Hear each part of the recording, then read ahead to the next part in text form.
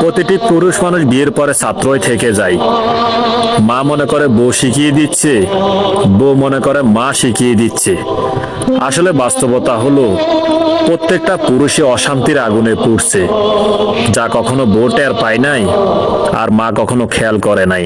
বুঝলো না কেউ ব্যথায় ভরা আমার জীবন,